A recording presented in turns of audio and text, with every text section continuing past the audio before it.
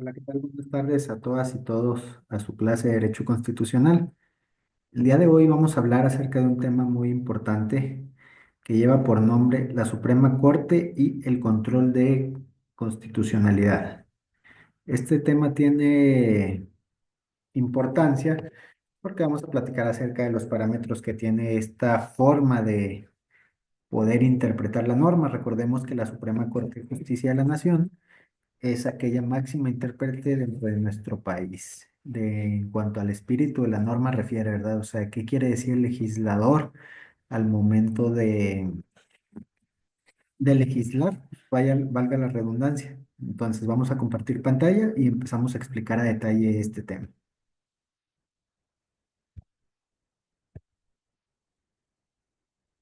Bien, creo que estamos viendo en pantalla precisamente el subtema que ya les hacía referencia y vamos a hablar ahorita acerca de la introducción a la Suprema Corte de Justicia de la Nación. Vamos a hablar acerca de la historia y la fundación que tiene, cómo fue su creación y la evolución de la Suprema Corte de Justicia, la estructura y la composición, es decir, el número de ministros que la conforman y los requisitos que tienen para este proceso de selección de ministros, que ojo, recordemos que viene una serie de cambios importantes en la elección de los ministros y en la elección de los juzgadores, pero que en este momento no lo veremos así porque estamos viéndolo desde el punto dogmático al momento en concreto. Ya en su momento les recomiendo que vean este nuevo proceso de selección, pero por ahora apeguémonos a lo que tenemos, ¿verdad? Vamos a hablar acerca también de las funciones principales que tienen los ministros, de lo que es la función jurisdiccional, administrativa y también del control de constitucionalidad como tal. Sin más que decir, pues bienvenidas, bienvenidos a la clase de Suprema Corte de la Justicia de la Nación y el control de constitucionalidad. Vamos a comenzar diciendo entonces que es importante entender la historia y fundación de la Suprema Corte. Fue establecida en el año de 1824 como el máximo órgano jurisdiccional del país. Y a lo largo de los años su estructura y funciones han evolucionado de manera significativa. La Corte a la fecha está compuesta por 11 ministros y ministras. De hecho, es una ministra presidenta la que tenemos en la actualidad. Ellos son designados por el presidente de la República con la aprobación del Senado de la República y deben cumplir con ciertos requisitos como la edad, la experiencia, la trayectoria profesional. Las funciones de la Suprema Corte son muy importantes. eh, Porque, por ejemplo, actúa como el órgano jurisdiccional supremo, o sea, nada por encima de la interpretación de la Corte, administra justicia en el país y realiza el control de constitucionalidad, buscando garantizar que las leyes y los actos administrativos se ajusten o se alineen a los parámetros constitucionales.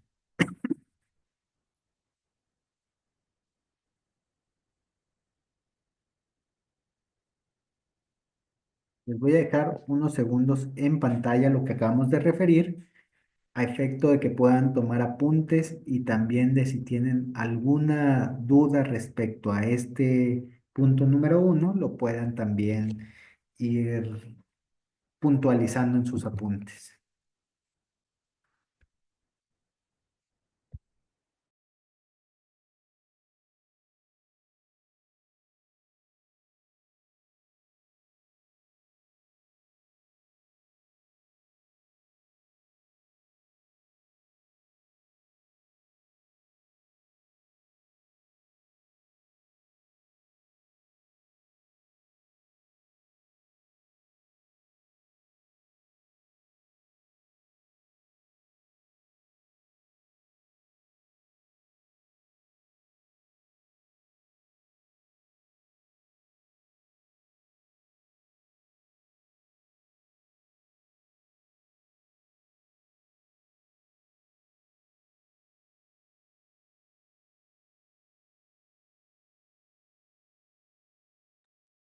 Muy bien, vamos a continuar.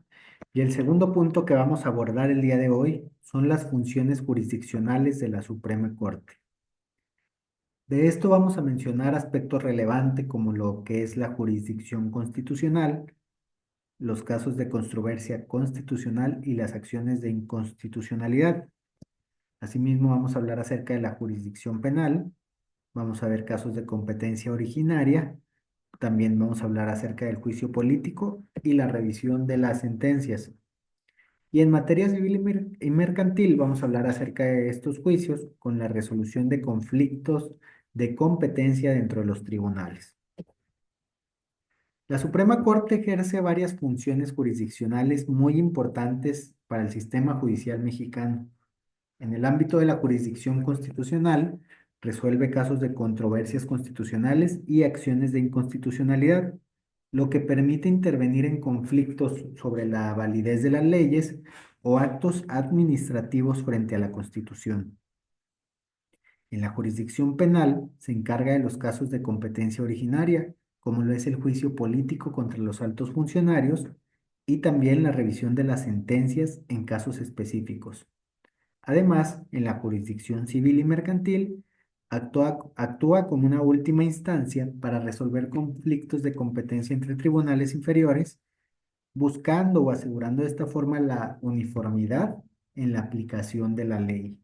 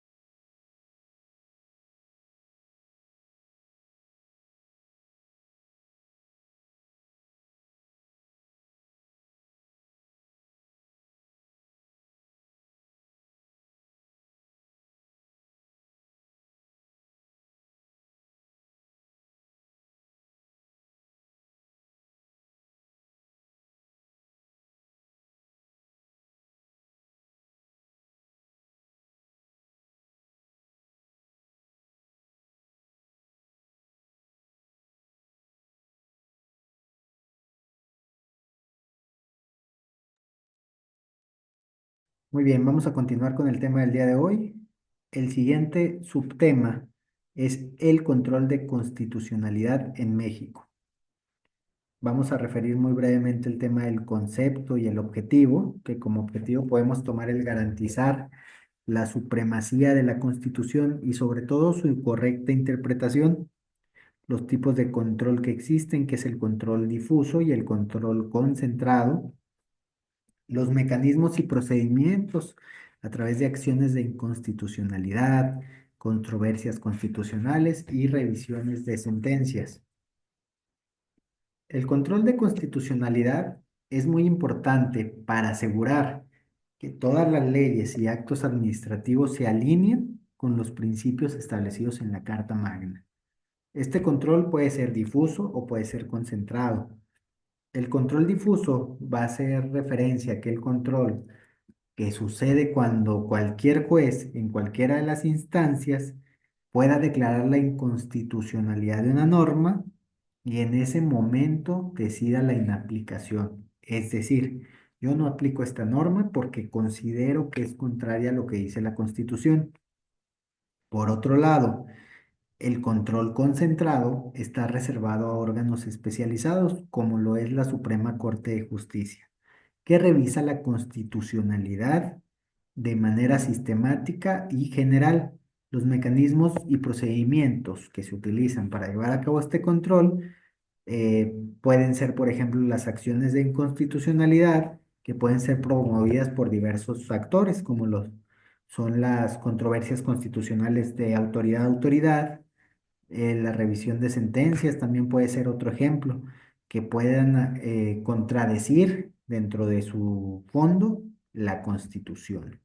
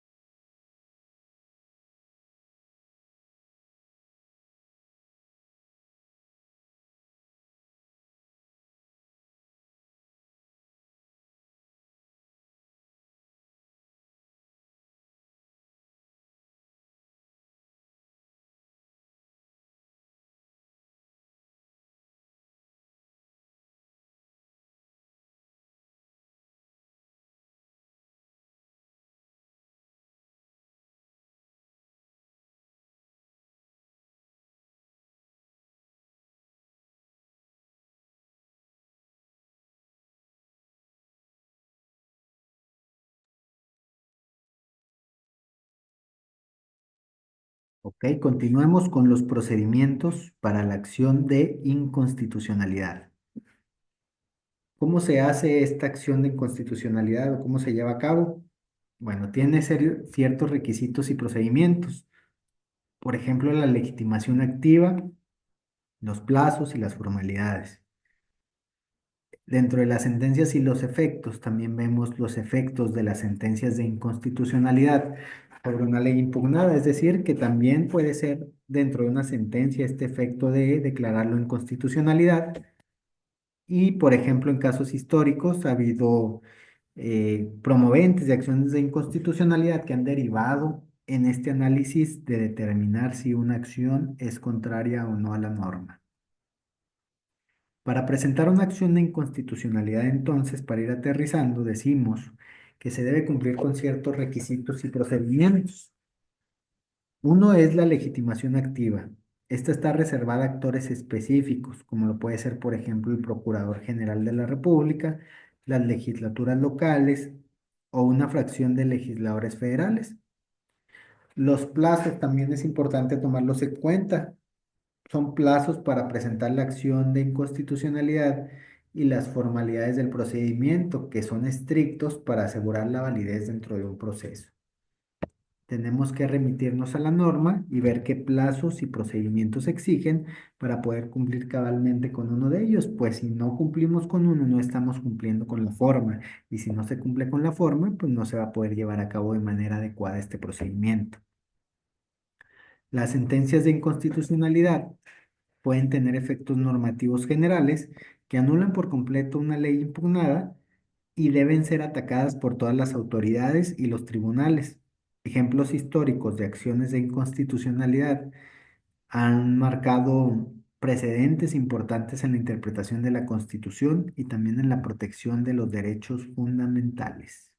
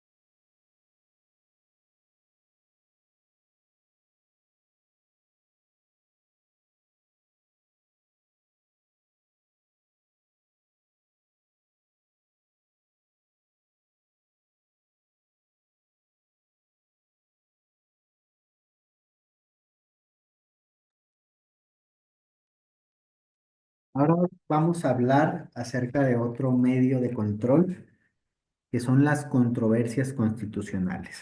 Ya hablamos de la acción de inconstitucionalidad, ahora hablemos de las controversias constitucionales.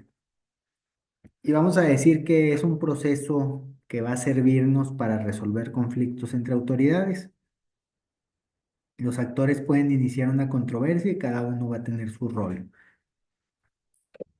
Las controversias constitucionales entonces son procedimientos mediante los cuales se resuelven conflictos entre autoridades que van sobre la competencia y la legalidad de actos administrativos. Este procedimiento puede ser iniciado por actores como la federación, los estados o los municipios y tiene como objetivo resolver disputas entre la distribución de competencias. El procedimiento para una controversia constitucional va a implicar la presentación de una controversia entre la Suprema Corte de Justicia, quien deberá decidir sobre la legalidad y constitucionalidad del acto en cuestión.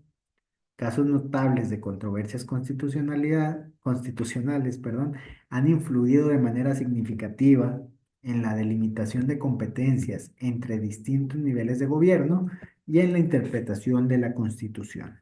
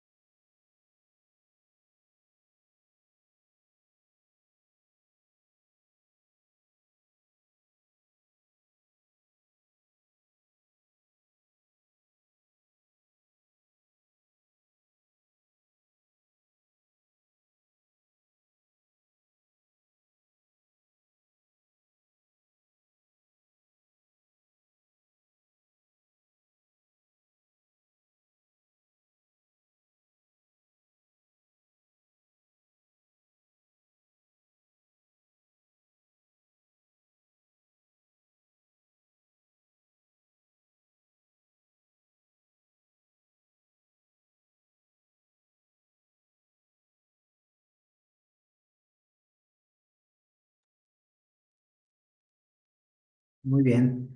Una vez que hemos analizado las acciones de constitucionalidad y las controversias constitucionales, vamos a hablar de cómo esto aplica también en la revisión de sentencias y el impacto del contenido de las mismas.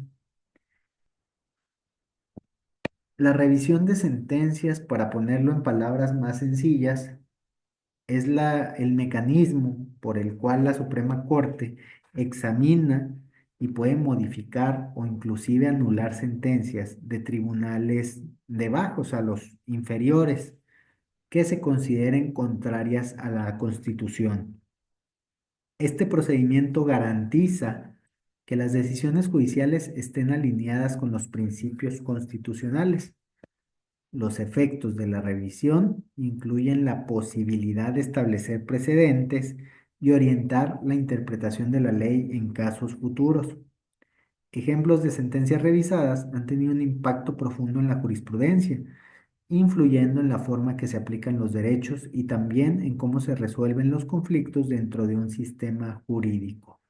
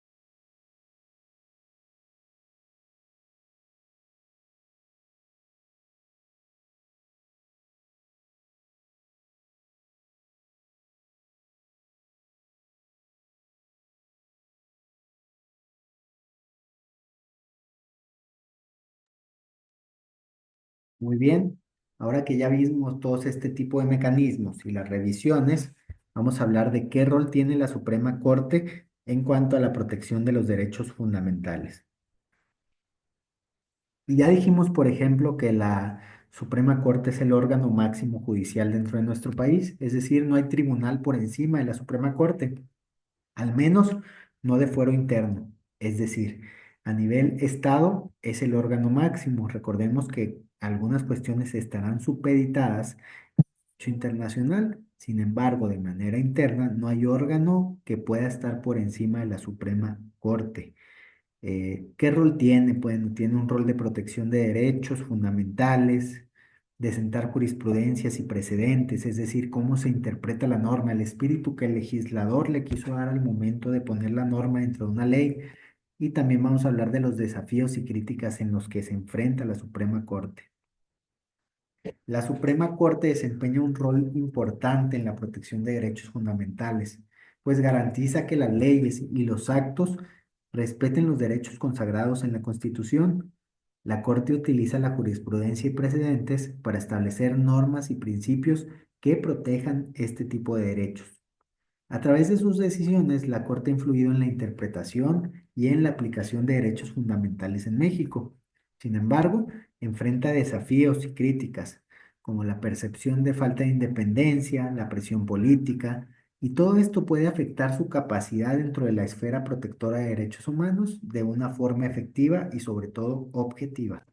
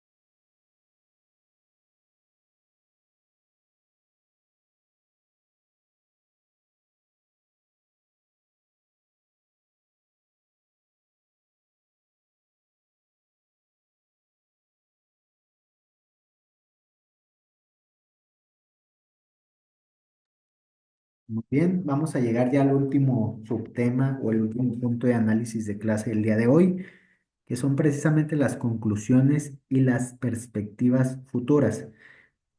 ¿A qué nos referimos con todo esto? Para ir concluyendo, decimos que ya examinamos en esta clase el papel que juega la Suprema Corte de Justicia de la Nación en el Estado y cuál es su función en el control de constitucionalidad dentro del país o el Estado, la nación.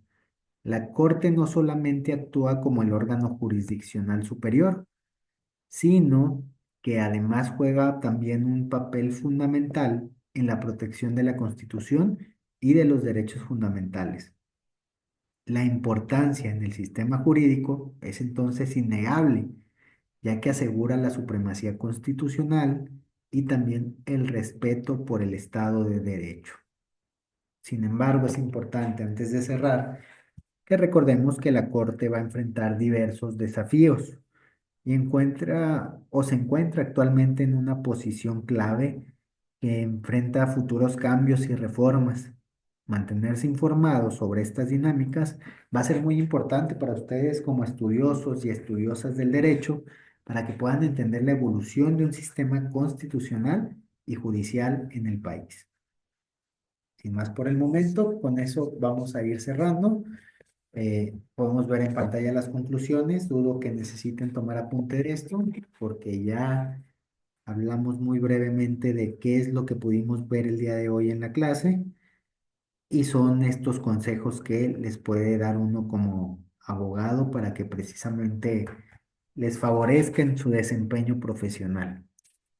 Entonces, con eso cerramos el día de hoy. Les agradezco, como siempre, su atención y su tiempo y sus ganas de salir adelante y de tomar estas clases día con día o semana con semana, como las tomen. Y quedo como siempre a sus órdenes. No me retiro sin antes mencionarles que cualquier duda o aclaración, recordemos que estoy a sus órdenes a través de la plataforma en el botón de contacta a tu tutor, donde podré estar atendiendo de manera constante sus preguntas o cuestiones que tengan respecto a este tema. Yo estoy monitoreando seguido la plataforma y puedo acercarme y responderles de la forma más rápida que me sea posible. Asimismo, les recuerdo que estén atentos a los apartados de tareas para que puedan ir cumpliendo en tiempo y forma con todas ellas y que no genere algún efecto dilatorio o que pueda perjudicarles al momento de su evaluación. Sin más por el momento, les deseo que tengan una excelente tarde y muchas gracias.